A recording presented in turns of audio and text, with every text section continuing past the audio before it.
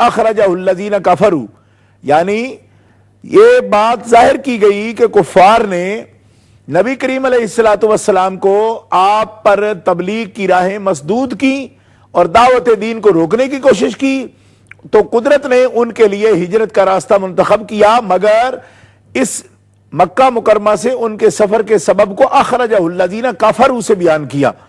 کہ اس کا سبب کفار ہے، کہ کفار نے جب اس دعوت دین کو روکا تو اب ایک تو صریح صورت یہ تھی کہ مکہ مکرمہ میں ہی ان کے ساتھ ٹکراؤ کیا جاتا، لیکن احکم الحاکمین جل وعلا نے اس کی اجازت اس دور میں مکہ مکرمہ میں نہیں فرمائی، بلکہ دوسرا راستہ نبی کریم علیہ الصلوۃ والسلام کے لیے چنا، اس کو ہجرت کا راستہ کہتے ہیں کہ آپ مکہ مکرمہ سے منتقل ہو جائیے مدینہ منورہ کی طرف اور ہجرت فرما جائیے۔ اب جس نوعیت کا یہ واقعہ ہے اس کے اندر انتہائی اعتماد اور انتہائی رازداری اور انتہا درجے کا اعتماد جس ہستی پر ہو، کیوں کہ اب تک جو یہ آیت کریمہ میں اشارات ہو رہے ہیں وہ یہ بتا رہے ہیں کہ رسول اللہ صلی اللہ علیہ وسلم کو کفار نے اس بات پر مجبور کر دیا، کفار مکہ نے، کہ وہ یہاں سے مکہ مکرمہ سے چلے جائیں۔ اب جب کفار آپ کو مجبور کر رہے ہیں تو نبی کریم علیہ الصلوۃ والسلام کے ساتھ دشمنی کی انہوں نے انتہا کر دی کہ مکہ مکرمہ میں ان کا رکنا ممکن نہیں رہا، تو اب لازمی نتیجہ ہے کہ جب کفار نکال رہے ہیں تو جو سب سے عظیم مسلم ہوگا، اللہ کے نبی صلی اللہ علیہ وسلم کا سب سے زیادہ جس پر اعتماد ہوگا اور رسول اللہ کا سب سے زیادہ جو رازدار ہوگا اور رسول اللہ صلی اللہ علیہ وسلم کی جان کے بارے میں، آپ کے نفس مبارک کے بارے میں جسے سب سے زیادہ رسول اللہ صلی اللہ علیہ وسلم کے ساتھ ہمدردی ہوگی اور آپ کی حفاظت کا جذبہ جس کے اندر ہوگا، یقیناً وہی شخص رفیق ہجرت بنے گا۔ اب اس مقام پر یہ بات قابل غور ہے کہ رسول اللہ صلی اللہ تعالی علیہ وسلم نے اپنے گھر کے سین میں اپنی چارپائی پر سونے کے لیے حضرت مولا علی شیر خدا کرم اللہ تعالی وجہ الکریم کا انتخاب فرمایا۔ اس موقع پر حضرت مولا علی شیر خدا کرم اللہ تعالی وجہ الکریم کے لیے کوئی الگ گھر مکہ مکرمہ میں آپ کا علیحدہ گھر نہیں تھا، کیونکہ اس وقت تک ابھی آپ شادی شدہ زندگی نہیں گزار رہے تھے کہ آپ کے لیے کوئی الگ گھر ہوتا۔ آپ نبی کریم علیہ الصلوۃ والسلام کے گھر میں ہی، گھر کے سین میں ہی اکثر آپ کا مستقر وہی تھا اور وہیں آپ آرام فرماتے تھے، لہذا مولا علی شیر خدا کو بلانے نہ باہر جانا پڑا اور نہ کوئی پیغام بھیجنا پڑا، وہ اس راز میں شریک تھے کہ اسی گھر کے سین میں وہ آرام فرماتے اور آپ کو رسول اللہ صلی اللہ علیہ وسلم نے اپنے بستر پر آرام کرنے کا حکم فرمایا اور جو امانتیں اہل مکہ کے آپ کے پاس تھیں وہ ان کے سپرد کی کہ یہ امانتیں ان کو دے کر کے آپ جو ہے واپس ہمارے پیچھے پیچھے مدینہ منورہ آ جائیں۔ مگر اللہ کی وہ امانت صاحب لولاک جن کے وجود مطہر کی قیمت یہ ہے کہ اگر وہ نہ ہوتے تو کائنات کو اللہ تعالیٰ پیدا ہی نہ فرماتا، یعنی پوری کائنات کی قیمت کی جو ہستی ہے وہ جناب محمد رسول اللہ صلی اللہ علیہ وسلم، کائنات کے ارزاں یعنی کائنات کے سب سے قیمتی شخصیت اللہ کے محبوب جناب محمد رسول اللہ صلی اللہ تعالی علیہ وسلم ہے، کہ جن کی قیمت کا آپ اس سے اندازہ کر سکتے ہیں کہ رب تعالیٰ جل شانہ یہ فرماتا ہے کہ اگر حبیب تجھے نہ بناتا تو میں اپنا رب ہونا بھی ظاہر نہ کرتا۔ اب جن اظہار ربوبیت جو ہے وہ جن کے وجود پر رب تبارک و تعالیٰ جل شانہ نے جن کے سبب اور جن کی یعنی شان اور جن کی عظمت کے اظہار میں اپنی ربوبیت کے اظہار کا اعلان فرمایا، ایسی ہستی سب سے قیمتی ہستی ہے۔ اس قیمتی ہستی کے لیے رفیق سفر سب سے با اعتماد، سب سے اعلیٰ مومن اور سب سے اعلیٰ جو ہے نبی کریم علیہ الصلوۃ والسلام کی ذات اقدس کے بارے میں امانت کا خیال کرنے والا اور معتمد وہ ہستی ہے۔ اب جب یہ سفر کفار نکال رہے ہیں تو جو کفار کا دشمن ہوگا اور کفار کا مخالف ہوگا، رسول اللہ کا سب سے زیادہ باعث اطمینان ساتھی ہوگا، رب تعالیٰ یقیناً اسی کی طرف بھیجے گا کہ اس کو آپ رفیق سفر بنا لیں۔ کیوں کہ رسول اللہ صلی اللہ تعالی علیہ وسلم اس سفر میں کفار کی سازشوں سے چلے ہیں، مگر یہ سفر اللہ تعالیٰ کی ہدایات کے مطابق ہو رہا ہے۔ کسی ایسے شہر کی طرف ہجرت آپ نہیں فرما رہے کہ جس کے لیے احکم الحاکمین نے نشاندہی نہ فرمائی ہو، کیونکہ جب حضور مکہ مکرمہ سے نکلنے لگے ہیں تو کعبہ سے نکلتے وقت، حرم مکہ سے نکلتے وقت حضور نے یہ دعا فرمائی تھی کہ مالکا میں کبھی بھی اپنی مرضی سے مکہ کو نہ چھوڑتا، یہ میرا محبوب شہر ہے، تو اللہ حکم الحاکمین جل وعلا نے آپ کو تسلی دیتے ہوئے یہ فرمایا کہ حبیب تسلی رکھو، میں جانتا ہوں کہ مکہ اور وادی یہ ام القرا اور بیت اللہ شریف اور محلہ بنو ہاشم یہ تمام تیرے محبوب ہیں، تیرا مولد ہے، تیرا مسکن ہے، انہی گلیوں میں تو چلا پھرا ہے اور اس کے ساتھ تیری محبت ہے، اسی گھر میں اسی شہر میں میرا گھر ہے، مگر حبیب تسلی رکھ یہ تیرا محبوب ہے اور تو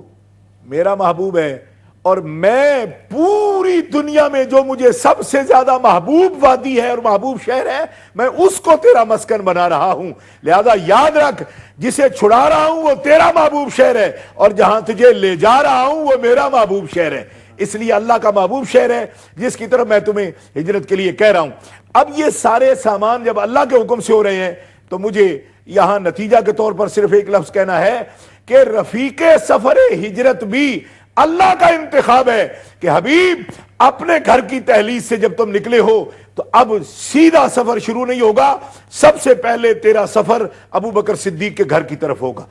تو رسول اللہ صلی اللہ تعالی علیہ وسلم اپنے رفیق سفر کو لینے ان کی گھر کی طرف بڑھے ہیں، مگر سیرت کی کتابوں میں موجود ہے کہ ابھی آپ نے دروازہ نہیں کھٹکھٹایا کہ ابو بکر صدیق رضی اللہ تعالیٰ عنہ مال اسباب تیار کر کے پورا سامان سفر تیار کر کے پہلے سے تیار موجود تھے۔ جب نبی کریم علیہ السلام قدموں مبارک کی آہٹ آپ نے محسوس کی تو دروازہ کھول دیا۔ آپ نے فرمایا ابو بکر کیا تمہیں پہلے سے خبر ہے؟ عرض کی یا رسول اللہ میں تو 3 دن سے ایسے آثار محسوس کر رہا ہوں کہ آپ سفر مبارک کا ارادہ فرما رہے ہیں، میں اسی وقت سے تیاری کر رہا ہوں۔ اور ابو بکر صدیق رضی اللہ تعالیٰ عنہ نبی کریم علیہ السلام کی معیت اور آپ کی رفاقت و سنگت میں وہیں سے آپ کے ساتھ اس سفر مبارک کو جاری کیا۔ آئندہ مراحل انشاءاللہ العزیز وقت کے ساتھ ساتھ بیان ہوتے چلے جائیں گے جو جو وقت آئے گا۔ ماشاءاللہ بڑی آپ نے تعارفی گفتگو سماعت فرمائی حضرت علامہ سید محمد عرفان مشہدی دامت برکاتہم القدسیہ نے۔ آج کا جو ہمارا ٹاپک ہے سیدنا صدیق اکبر رضی اللہ تعالی عنہ کا مقام و مرتبہ، اور اس کا سب ٹائٹل ہے رفیق ہجرت کمپینین آف مائگریشن۔ سیدنا صدیق اکبر رضی اللہ تعالی عنہ، اللہ بی پلیزڈ ود ہم۔ اب میں اپنے محترم ناظرین کو لے کے چلنا چاہوں گا ہماری دوسری مہمان شخصیت محترم المقام علامہ قاری محمد طیب نقشبندی صاحب کی طرف۔ حضرت آپ محترم ناظرین کو بتائیں گے کہ یہ جو پیارا اور محبت بھرا سفر شروع ہوا سیدنا صدیق اکبر رضی اللہ تعالیٰ عنہ جس کے رفیق بنے، اس کی کیفیات کیا تھیں؟ بسم اللہ الرحمن الرحیم رب یسر ولا تعسر وتمم بالخیر مولا صلی وسلم دائما ابدا علی حبیبک خیر الخلق کلہم۔ یہ سفر رسول اکرم صاحب الاولاق صلی اللہ علیہ وآلہ وسلم نے اللہ کے حکم سے اختیار فرمایا، اور یہ ایک اپنی جگہ حقیقت ہے کہ رسول پاک صلی اللہ علیہ وسلم جو کچھ کرتے ہیں اپنی مرضی سے نہیں کرتے۔ آپ نے جس کو اپنا ساتھی بنایا وہ بھی اپنی مرضی سے نہیں بنایا بلکہ اللہ کی مرضی سے بنایا ہے، اور اس کی دلیل میرے پاس یہ ایک حوالہ ہے، میں عرض کرتا ہوں تفسیر حسن عسکری کا۔ امام حسن عسکری رحمہ اللہ، جن کو شیعہ لوگ اہل تشیع لوگ اپنا 11واں امام معصوم مانتے ہیں، انہوں نے ارشاد فرمایا اپنی تفسیر کے اندر اس آیہ مبارکہ کے تحت کہ اذ اخرجہ الذین کفروا ثانی اثنین اذ ہما فی الغار اذ یقول لصاحبہ لا تحزن ان اللہ معنا، اس کے تحت فرماتے ہیں کہ جبریل امین آئے رسول پاک صلی اللہ علیہ وسلم کے پاس اور فرمایا کہ اللہ تعالیٰ آپ کو سلام کہتا ہے وَأَمَرَكَ أَن تَسْتَصْحِبَ أَبَا بَكْرٍ، اور آپ کو حکم فرماتا ہے کہ ابو بکر کو اس سفر میں اپنا ساتھی بنائے۔ یہ تفسیر کون کر رہے ہیں؟ امام حسن عسکری رحمۃ اللہ تعالی علیہ، وہ ہمارے بھی امام ہیں، اور امام اہل سنت امام احمد رضا فاضل بریلوی علیہ الرحمہ نے فرمایا ہے کہ 12 ائمہ اہل بیت جو ہیں یہ سارے اغواص ہیں اور اہل سنت کے مقتدا ہیں۔ یہ الگ بات ہے کہ شیعہ لوگوں نے ان کو ایک درجہ معصومیت کا دے دیا ہے، ہم انبیاء کے بعد کسی کو معصوم نہیں مانتے، لیکن جن کو وہ امام معصوم مانتے ہیں کم از کم ان کی بات تو تسلیم کریں کہ ان کے امام معصوم امام حسن عسکری فرماتے ہیں کہ اللہ کا پیغام جبریل امین دیتے ہیں کہ اللہ فرما رہا ہے کہ اے محبوب صلی اللہ علیہ وسلم، امرا کا تجھے اللہ نے حکم دیا ہے، آپ کو اللہ نے حکم دیا ہے ان تستصحب ابا بکر، کہ آپ ابو بکر صدیق کو اپنے ساتھ لے کر جائیں، فإنہ ان آنسک وساعدک ووازرک، اگر اس نے آپ کی معانست کی، آپ کی پوری مدد کی، ووازرک آپ کا بوجھ اٹھایا، وثبت علی تعاہدک، اور جو معاہدے اس نے آپ کے ساتھ کیے ہیں محبت کے، وفا کے، ان کے اوپر وہ قائم رہا، کان فی الجنت من رفقائک، تو وہ جنت میں بھی آپ کا ساتھی بنے گا، وفی غرفاتها من خلصائک، اور جنت کے غرفات میں آپ کا مخلص اور قریب ترین ساتھی بنے گا اگر اس نے سفر ہجرت میں آپ کا پورا ساتھ دیا اور آپ کا بوجھ اٹھایا۔ تو رسول پاک صلی اللہ علیہ وسلم نے یہ ساری بات حضرت ابو بکر کو بتائی کہ اللہ نے مجھے یہ حکم دیا ہے، اے ابو بکر کیا تو اس بات کے لیے تیار ہے کہ تو میرے ساتھ نکلے، کہ جو زخم مجھے آئے وہ تجھے بھی آئے، جو دشمن مجھ پر حملہ کرے تجھ پر بھی حملہ کرے، اور جہاں میری جان کو خطرہ ہو تیری جان کو بھی خطرہ ہو، تو اس بات پر تیار